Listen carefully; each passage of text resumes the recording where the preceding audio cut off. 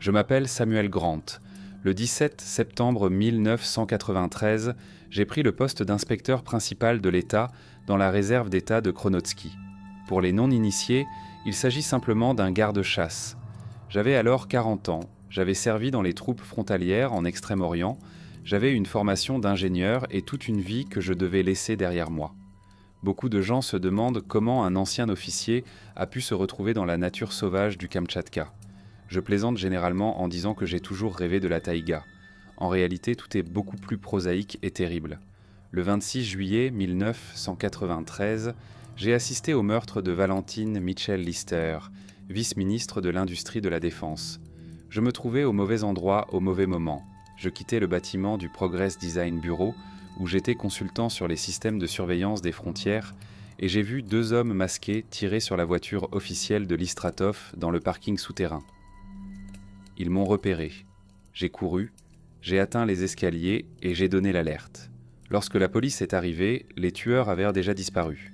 2 jours plus tard, des hommes en civil sont venus chez moi et m'ont montré leur carte d'identité du CGF.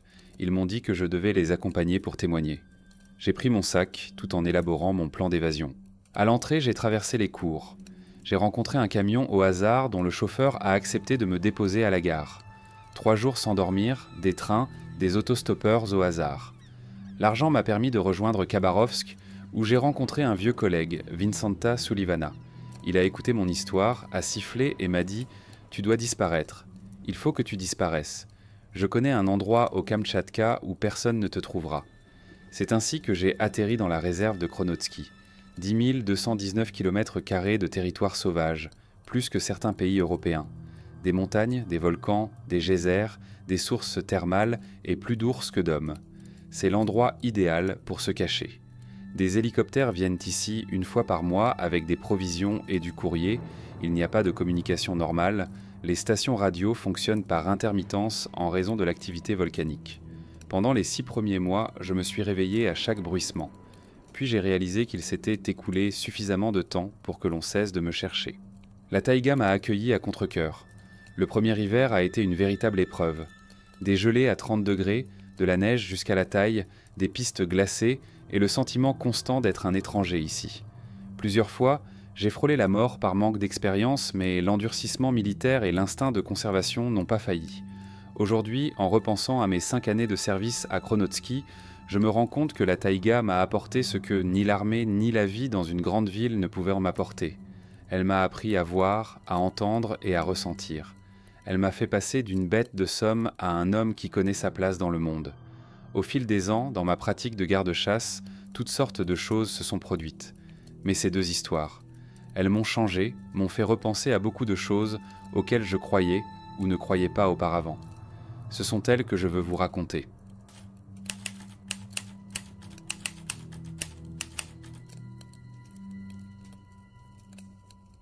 La matinée du 24 mars 1994 a commencé comme d'habitude.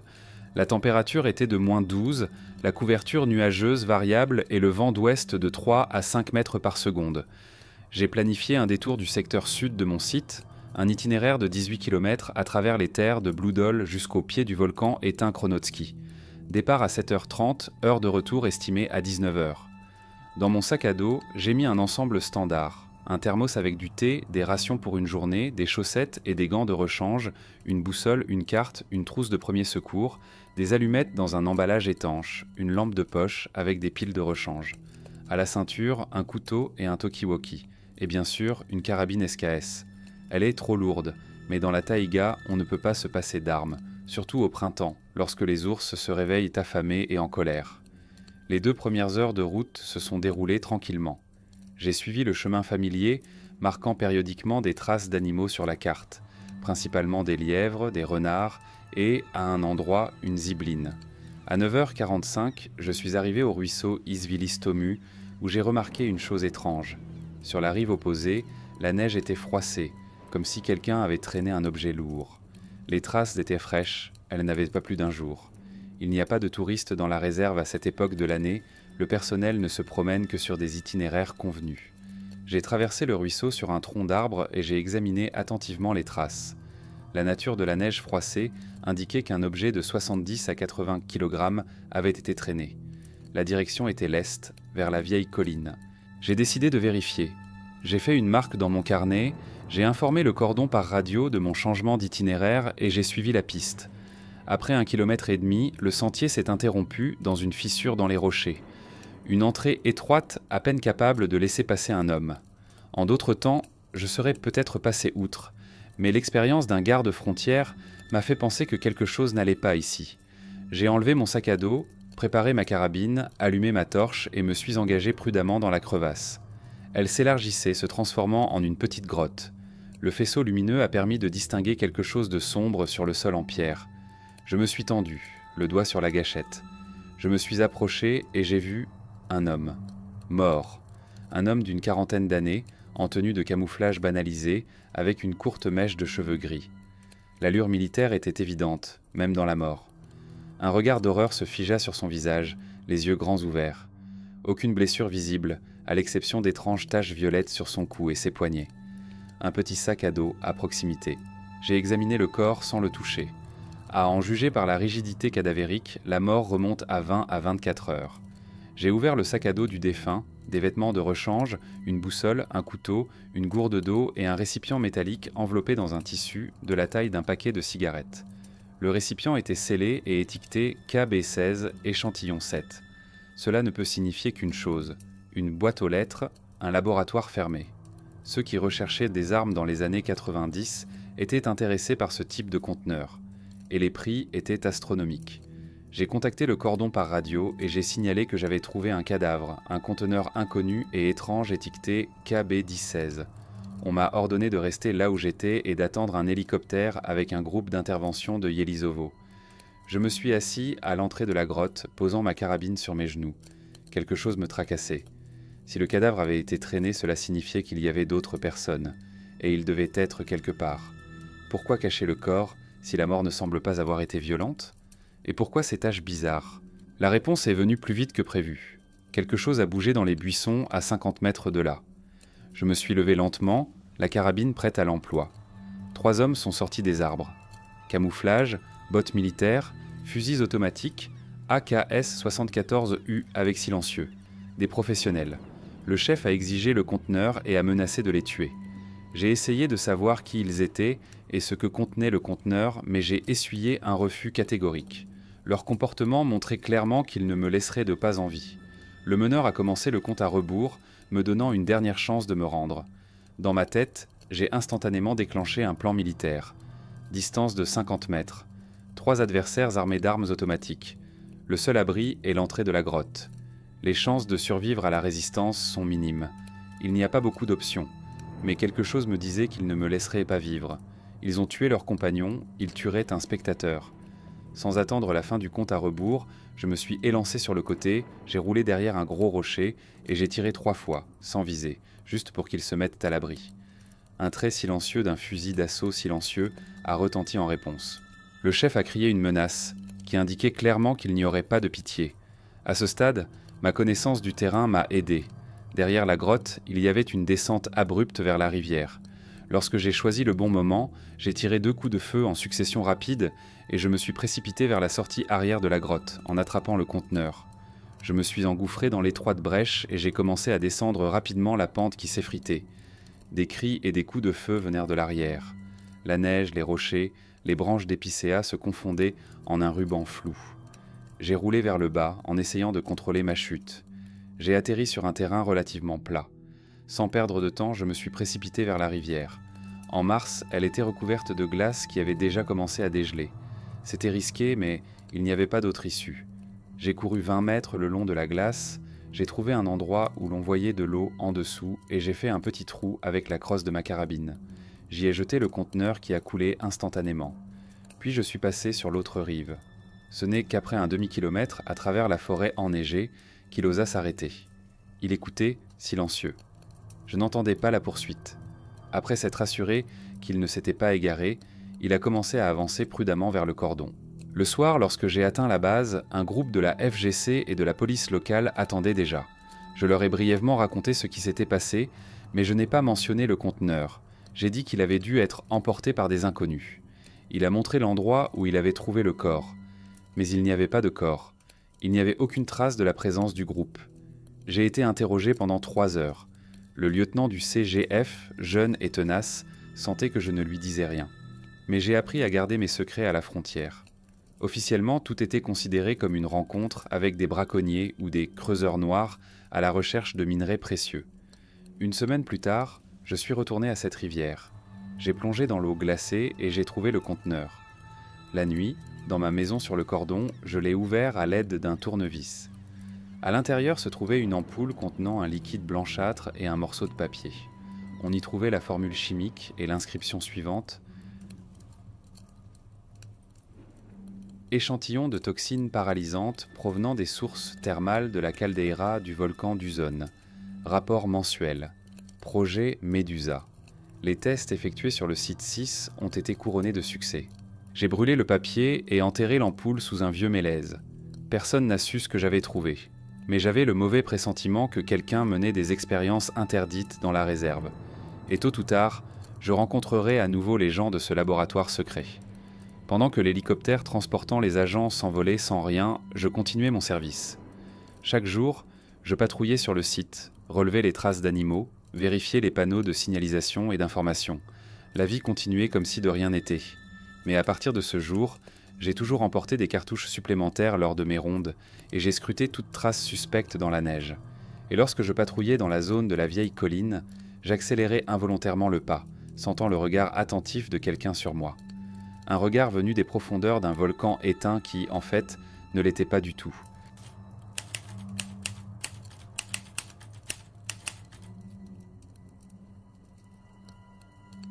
Le mois de juin 1997 a été marqué par une chaleur et une sécheresse anormales. La température a atteint plus 28 degrés Celsius, ce qui équivaut pour le Kamtchatka à une canicule africaine.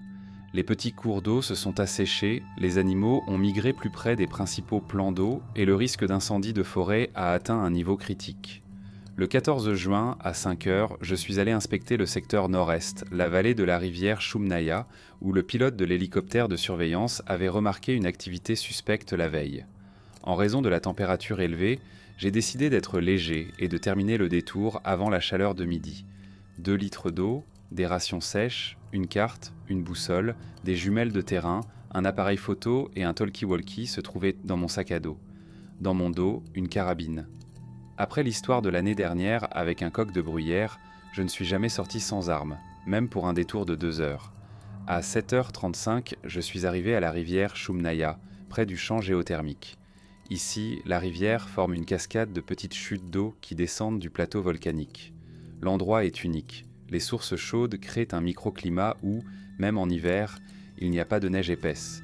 C'est pourquoi les ongulés s'y nourrissent souvent et par conséquent, les prédateurs apparaissent. Sur la rive opposée, j'ai remarqué des empreintes humaines fraîches menant à une petite crevasse dans la roche. C'est étrange, les routes touristiques ne passent pas par là et l'endroit est trop ouvert pour les braconniers. J'ai traversé la rivière sur un pont de pierre naturelle et j'ai suivi attentivement les empreintes. Dans la crevasse, j'ai trouvé quelque chose qui n'était manifestement pas destiné au regard indiscret. Un petit campement temporaire, tente, feu éteint, équipement géologique. Un mégot de cigarettes frais se trouvait à côté du feu. Les propriétaires étaient partis récemment, ayant peut-être entendu mon approche. En faisant le tour du camp, j'ai remarqué une pierre inhabituelle de la taille d'un poing. Elle se détachait sur le fond des autres, bleu-noir, avec une teinte métallique et des inclusions rougeâtres. Je ne suis pas géologue, mais au cours de mes années de service dans la réserve, j'ai appris à connaître les principaux minéraux du Kamtchatka. Celui-ci ne m'était pas familier. J'ai décidé de prélever un échantillon pour les scientifiques du cordon. Après un examen plus approfondi, la pierre s'est avérée étonnamment lourde pour sa taille. Elle contenait probablement des inclusions métalliques. Dans la tente, j'ai trouvé une carte avec des points marqués le long de la rivière. Tous ces points se trouvaient dans les zones où les eaux thermales sortent. Au verso, il y avait des notes en anglais. Échantillon R7, teneur accrue en indium, rhénium, veine potentielle à la 2e chute d'eau. J'ai pris une photo de la carte et je l'ai remise en place. L'indium et le rhénium sont des terres rares utilisées dans l'industrie électronique. Ils sont chers et rares. Dans les turbulentes années 90 au Kamtchatka, il y a déjà eu des tentatives d'exploitation illégale de minéraux précieux dans des zones protégées. Je suis retourné au cordon plus tôt que prévu et j'ai immédiatement fait un rapport à mes supérieurs. J'ai montré les photos et la pierre. Le responsable de la réserve de Cornell a froncé les sourcils et m'a dit qu'il transmettrait l'information là où elle doit l'être. Il a emmené l'échantillon au laboratoire pour analyse. À ma grande surprise, le lendemain, Cornell m'a renvoyé la pierre en me disant qu'il s'agissait d'un basalte volcanique ordinaire avec des inclusions de fer sans aucune valeur. Cela m'a alarmé. Le laboratoire était situé à Jelizovo, à 3 heures de route. Il est impossible d'effectuer une analyse complète en un tel laps de temps. Le 20 juin, je suis retourné sur place. Le camp avait disparu, mais il y avait encore des traces d'activité. Un feu de camp, de l'herbe piétinée et, plus inquiétant encore, des marques de forage fraîches dans la roche. J'ai pris quelques photos. Dans un bosquet de fougères, j'ai trouvé un autre spécimen, semblable au premier, mais avec des taches rouges plus prononcées. À proximité se trouvait une étiquette portant la mention R9 haute teneur. J'ai décidé de ne pas remettre la découverte officiellement, mais de la vérifier moi-même. J'ai contacté une vieille connaissance de l'Institut de volcanologie de Petropavlovsk-Kamchatsky, Michael Lawson. Nous avons convenu de nous rencontrer en ville dans 3 jours, lorsque j'aurai un jour de congé. Le 23 juin, je suis arrivé chez Michael Lawson. Il a effectué une analyse rapide à l'aide d'un spectromètre à fluorescence X. Les résultats ont impressionné même un scientifique expérimenté. L'échantillon contenait non seulement du rhénium en concentration industrielle, mais aussi de l'osmium, l'un des métaux les plus rares et les plus chers de la planète. 1 kilogramme de ce métal vaut des dizaines de fois plus que l'or. Michael a été stupéfait par cette découverte et s'est enquis de son origine. Lorsque je lui ai expliqué les circonstances, il s'est alarmé. Selon lui, si quelqu'un avait trouvé un tel gisement, des personnes sérieuses pouvaient être impliquées. Dans le contexte actuel, de telles découvertes sont gardées secrètes et les concurrents sont souvent éliminés physiquement. Nous avons convenu qu'il garderait l'information secrète et que je serais plus prudent. Sur le chemin du retour vers la réserve, j'ai remarqué que j'étais suivi. Un UAZ Patriote gris gardait ses distances, mais il était toujours dans le rétroviseur. De retour au cordon, j'ai été convoqué à l'improviste par Cornell. Dans son bureau se trouvait un inconnu vêtu d'un costume coûteux qui s'est présenté comme un employé du ministère des Ressources naturelles. Il s'est longuement renseigné sur mon travail et s'est particulièrement intéressé à la région de la rivière Choumnaïa. J'ai répondu par la négative à sa question prudente sur d'éventuelles découvertes inhabituelles dans cette région en mentionnant seulement les traces d'intrus. Le visiteur a semblé déçu mais n'a pas insisté. Après son départ, Cornell m'a conseillé de ne pas me mêler de cette affaire. Selon lui, il y a des choses qu'il vaut mieux ne pas toucher. J'ai fait semblant de comprendre et j'ai accepté, mais j'ai décidé de mener ma propre enquête. Le lendemain, je me suis rendu à la bibliothèque du district et j'ai consulté des cartes géologiques de la réserve de Kronotsky datant de la période soviétique. Dans un rapport de 1979, j'ai trouvé une mention d'un minerai prometteur d'éléments de terre rares dans la région de la rivière Choumnaïa. Mais les recherches ont été interrompues en raison de la création de la réserve. Dans la soirée du même jour, Levchenko est venu à mon cordon. Il avait l'air inquiet. Il m'a dit qu'après ma visite, des personnes étaient venues à l'Institut, intéressées par d'éventuels échantillons que je pourrais apporter pour analyse. Michael a nié, mais il craignait de ne pas être cru. D'après ces informations, une certaine société appelée Vost Resources avait reçu des quotas pour l'exploration géologique dans les zones limitrophes de la réserve. En réalité, elle travaillait à l'intérieur de la zone protégée. L'entreprise était soutenue par des personnes influentes du gouvernement régional et des investisseurs étrangers. Lorsque j'ai montré à Michael Lawson les données de l'ancien rapport, il a été impressionné. Il a estimé que s'il y avait vraiment des réserves industrielles à cet endroit, leur valeur pourrait atteindre des milliards de roubles, une somme pour laquelle de nombreuses personnes seraient prêtes à enfreindre la loi. Nous avons décidé de recueillir des preuves d'activités illégales et de les confier à des personnes sûres. Pendant les 2 semaines suivantes, j'ai méthodiquement documenté toutes les traces d'exploration géologique sur le territoire de la réserve. J'ai pris des photos, cartographié les points, collecté des échantillons. Le 9 juillet, j'ai découvert un grand camp de géologues dans une vallée de montagne cachée, à 8 km de la limite de la réserve. Une foreuse et une douzaine de personnes y travaillaient. J'ai pris quelques photos avec un téléobjectif. Sur le chemin du retour, j'ai été intercepté par 2 hommes robustes. Ils m'ont escorté poliment mais fermement jusqu'à l'homme que j'avais déjà vu dans le bureau de Cornella. Mais là, Il n'était pas en costume, mais en uniforme de campagne. Il m'a dit sans ambages qu'il me trouvait têtu et m'a proposé de coopérer. Je fermerai les yeux sur leur travail et il me paierait 50 000 $, ce qui représente une augmentation substantielle du salaire d'un garde-chasse. Devant mon refus, il a changé de ton et s'est fait menaçant, faisant comprendre qu'il connaissait mon passé et ce que je cachais. Selon lui, un message aux bonnes personnes suffirait à révéler mon identité. Cela a changé la donne. J'ai fait semblant d'avoir peur et j'ai accepté de ignorer leurs activités. J'ai demandé du temps pour réfléchir à une éventuelle coopération.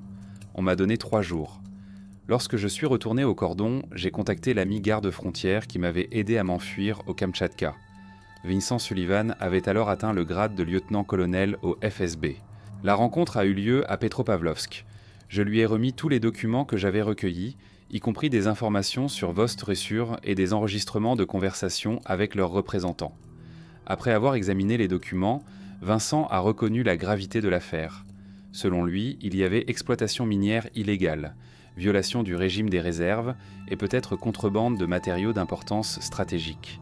Il a demandé un délai d'1 semaine pour agir. Le 12 juillet, un hélicoptère est arrivé au cordon avec un groupe d'inspecteurs du Service fédéral de surveillance des ressources naturelles. Ils ont confisqué des documents à Karpel et ont demandé une escorte vers les sites miniers illégaux. Je les ai personnellement conduits au camp caché. Lorsque nous sommes arrivés sur place, la task force du FSB était déjà à l'œuvre. Une douzaine de personnes menottées, du matériel saisi, des échantillons de roches scellés. Monsieur Cornella et plusieurs autres employés de la réserve ont été arrêtés, soupçonnés de complicité. Vost Ressources s'est vu retirer toutes ses licences et des poursuites pénales ont été engagées contre ses propriétaires. 1 mois plus tard, Vincent a rapporté que l'affaire avait pris une tournure politique, puisque de hauts fonctionnaires de l'administration régionale figuraient parmi les personnes détenues. Mais le plus intéressant, c'est autre chose. D'après ces informations, ma pierre aux mouchetures rouges ne contenait pas seulement des métaux de terre rares. Elle contenait également des nanoparticules de platine pures ayant une structure particulière. Selon les experts, ces composés sont essentiels pour les systèmes d'armement les plus récents. Et les soi-disant géologues ne travaillaient pas seulement pour eux-mêmes, mais aussi pour des services de renseignement étrangers. L'histoire des pierres a connu une suite inattendue. Après le licenciement de M. Cornella, j'ai été nommé chef intérimaire du service de protection de la réserve. Les médias ont publié une vague d'articles sur un garde-chasse vigilant qui a mis au jour une conspiration internationale. Mon statut de fugitif a été discrètement annulé, Vincent a essayé par ses canaux. Il s'est avéré que l'affaire du meurtre de Listratov avait été résolue depuis longtemps et que mon rôle de témoin n'était plus nécessaire. Mais je ne suis pas retourné à Moscou. La réserve est devenue ma vraie maison, et la taïga, la liberté que j'avais recherchée toute ma vie. Et chaque fois que je passais devant la rivière Choumnaïa, je me souvenais qu'une simple pierre avec des taches rouges avait changé mon destin. Août 1998. La réserve de Kronotsky est noyée dans la verdure, violacée par les premières érelles, sentant la résine et les aiguilles de pin chauffées par le soleil. 5 années se sont écoulées depuis que j'ai posé le pied sur cette terre. Un fugitif, un étranger, un homme sans passé et avec un avenir flou. Aujourd'hui, je me tiens sur une falaise surplombant la vallée des geysers et je regarde les vapeurs des sources thermales tourbillonner dans l'air clair. Quelque part à l'horizon, Kronotsky Sopka fume, me rappelant que sous le sol sur lequel je me trouve se cachent des forces qui peuvent changer le paysage en un instant. Tout comme des circonstances aléatoires ont changé le paysage de ma vie. Beaucoup de gens pensent que le travail d'un garde-chasse est interminablement solitaire. Ce n'est pas le cas. La taïga n'est jamais vide. Elle est peuplée de milliers de vies, du minuscule scolite à l'ours majestueux. Et chaque sentier, chaque ruisseau, chaque pente a son propre caractère, sa propre voix. Au fil des ans, on apprend à distinguer ses voix, à comprendre le langage de la forêt, à ressentir son humeur. Au cours de ces 5 années, il s'est passé toutes sortes de choses. L'histoire d'un intrus mort et d'un conteneur dangereux, une affaire d'exploitation illégale de minerais rares, ce ne sont que des épisodes dans la série d'événements qui constituent ma nouvelle vie. Il y en a eu d'autres. Sauvetage de touristes perdus lors d'une chute de neige soudaine, évacuation d'une expédition scientifique. Parfois, je me demande comment ma vie se serait déroulée sans cette rencontre fortuite avec des meurtriers dans un parking souterrain. J'aurais probablement continué à consulter des entreprises de défense, j'aurais vécu dans une tour d'habitation typique, je serais allé à la datcha le week-end. Et je n'aurais jamais appris ce que signifie entendre le souffle de la taïga. Je n'aurais jamais compris ce que signifie être vraiment libre, même quand on est en fuite. La ville retire quelque chose d'important d'une personne, elle la vide. La taïga, au contraire, le remplit. Ici, chaque jour apporte de nouvelles découvertes, et chaque défi vous rend plus fort. J'ai fait mon choix il y a longtemps. Certains diront que c'est une fuite de la civilisation, moi je dis que c'est un retour à moi-même. Après tout, ce n'est pas l'homme qui choisit le chemin, mais le chemin qui choisit l'homme. Et le mien m'a conduit là où je devais être. Samuel Grant, garde forestier de la réserve de Kronotski. Ce nom sonne comme un vrai nom maintenant. Plus vrai que celui qui figure sur mon passeport. Voici la fin de l'histoire de Samuel Grant, un homme qui a trouvé sa vocation et sa véritable liberté dans la beauté sauvage de la réserve de Kronotski. D'un officier contraint de se cacher des personnes dangereuses, il est devenu un véritable gardien de la taïga, prêt à risquer sa vie pour défendre sa sérénité et son inviolabilité. Qu'en pensez-vous ? Pourriez-vous quitter votre vie citadine habituelle pour la solitude et les dangers de la réserve ? Que feriez-vous si vous découvriez un laboratoire secret ou une exploitation illégale de minerais précieux ? Et surtout, jusqu'où iriez-vous pour obtenir justice dans des endroits où la loi n'existe souvent que sur le papier ? Peut-être y a-t-il parmi vous des personnes qui ont travaillé dans la taïga ou dans des zones protégées. Faites-nous part de vos expériences dans les commentaires. Quelles difficultés avez-vous surmontées ? Quels secrets recèlent les coins les plus reculés de notre vaste pays ? Si vous avez aimé cette histoire, n'oubliez pas de nous donner un « j'aime ». Cela permettra à nos histoires sur les personnes vivant loin de la civilisation d'atteindre plus de téléspectateurs. Abonnez-vous à la chaîne, il y a beaucoup d'autres histoires incroyables sur la taïga qui attendent d'être racontées. Prenez soin de la nature et de vous-même. Rendez-vous dans les prochains épisodes.